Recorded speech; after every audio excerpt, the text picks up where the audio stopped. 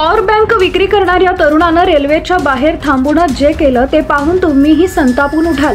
आधी power bank त्यानं विकली आणि नंतर असं। व्हिडिओ पाहू शकता, एक महिला प्रवासी खिडकीजवळ बसलेली आहे आणि आपल्या मोबाईलमध्ये काहीतरी पाहते।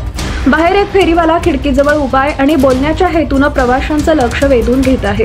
तो महिला प्रवाशाच्या शेजारी बसलेल्या प्रवाशाला पॉवर बँक दाखवण्याचं नाटक करतो आणि त्याचवेळी महिला क्षणभर बाजूला बघते। याच संधीचा फायदा घेत तो चोर झटक्यात हात घालून तिचा मोबाईल हिसकावतो आणि पळून जातो। व्हिडिओमध्ये संपूर्ण चोरीची प्रक्रिया अत्यंत स्पष्ट दिसते। चोरानं चेहरा आधीपासूनच झाकलेला असतो, जणू तो काही वस्तू विकायला आल्या आहे असा भास निर्माण करतो आणि निष्काळजी प्रवाशांचं लक्ष विचलित करतो। महिलेचे काही सेकंदासाठी मोबाईलपासून लक्ष विचलित होते आणि एवढ्याच वेळेत चोर तिचा फोन हिसकावून पळ काढतो। व्हिडिओ पाहून सोशल मीडियावरील वापरकर्ते थक्क झाले।